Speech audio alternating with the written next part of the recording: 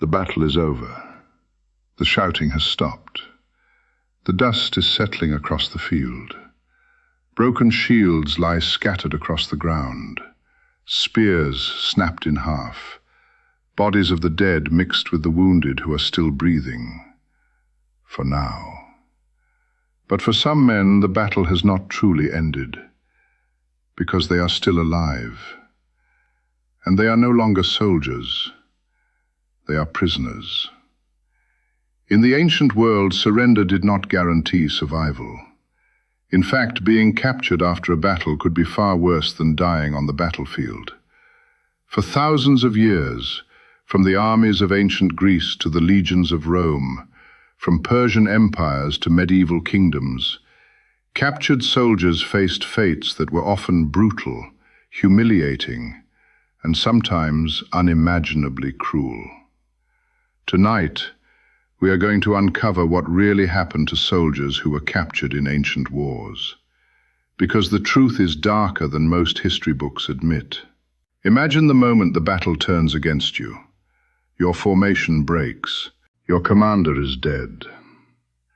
The men around you are running.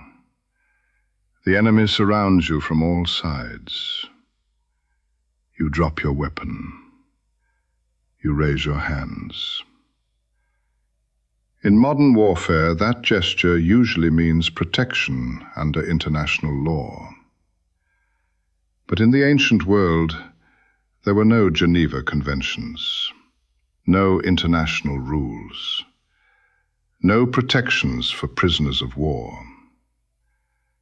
When a soldier surrendered, his life depended entirely on the mercy or cruelty of the enemy. And mercy was not always common. Sometimes prisoners were killed immediately. Sometimes they were kept alive for a far worse fate. In many ancient battles, prisoners were simply executed, not out of rage, but out of practicality. Armies in the ancient world moved quickly and carried limited supplies. Feeding hundreds or thousands of prisoners could slow an army down. Guarding them required manpower. Transporting them was risky. So commanders often made the simplest decision: kill them. After the Battle of Aegospotami in 405 BC, the Spartan general Lysander captured thousands of Athenian sailors.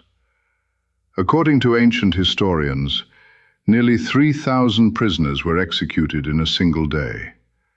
Their crime was simple. They had fought for the losing side. In other wars, entire captured armies were slaughtered after surrendering. Victory did not guarantee mercy. Sometimes surrender only delayed death. For many prisoners, however, death was not the end, because in the ancient world, prisoners of war were valuable, not as soldiers, but as property. Captured soldiers were often sold into slavery. The Roman Empire did this on an enormous scale. After major campaigns, thousands, sometimes tens of thousands, of captured enemies were marched to slave markets. Men who had once been warriors became laborers overnight. They worked in fields. They built roads and temples. They rowed ships. Some were sent to mines, and the mines were often worse than execution. Ancient silver and gold mines were brutal places. Prisoners worked in darkness, breathing dust and toxic air. Many died within months. For those men, capture was not survival. It was a slower death. Ordinary soldiers sometimes became slaves, but commanders often faced a different fate: public humiliation. Victorious rulers used captured enemy leaders as symbols of power. In ancient Rome, defeated kings and generals were sometimes forced to march in triumph parades. These were massive celebrations held in Rome. The victorious general rode through the city in a golden chariot. Behind him walked prisoners, captured kings, defeated commanders, all displayed to the cheering crowds. But the parade was not the end. When the celebration finished, many of those prisoners were executed. The parade was simply their final humiliation before death. Occasionally, captured soldiers were given another option: join the enemy. Some armies absorbed prisoners into their own ranks. The Persian Empire sometimes recruited defeated soldiers into auxiliary units. The Romans also did this in certain situations. But the offer came with a choice: fight for your former enemy or die. For many prisoners, survival meant betraying the army they had once served. Some captured soldiers faced an even stranger fate. They became gladiators. Rome's gladiatorial arenas were filled with men who had once been warriors, prisoners of war, rebels, defeated soldiers from distant lands. They were trained in combat schools, given weapons, and forced to fight for the entertainment of crowds.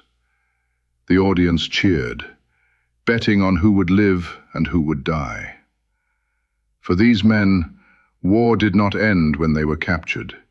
It simply moved to a different battlefield, one made of sand and blood.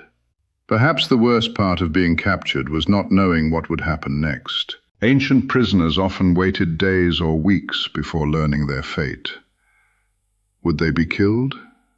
Sold into slavery? Forced to fight again?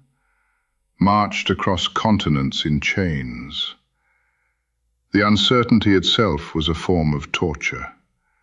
Some prisoners tried to escape. Some tried to resist. Others simply waited, knowing that their lives were no longer their own. Not every captured soldier was doomed. Occasionally, commanders showed mercy. Some prisoners were released after paying ransom. This was especially common for noble soldiers in medieval warfare. Others were exchanged for captured enemies. But mercy was unpredictable. It depended entirely on the commander who held your life in his hands. Two soldiers captured in the same battle might face completely different fates. One could return home. The other could disappear into slavery forever. Modern stories often focus on the heroism of ancient battles, the strategy, the courage, the glory. But the reality was harsher. War in the ancient world rarely ended cleanly. For many soldiers, the worst moment was not when the battle began. It was when the battle ended. Because defeat meant capture. And capture meant entering a world where survival depended on the decisions of your enemies. Some were executed. Some were enslaved.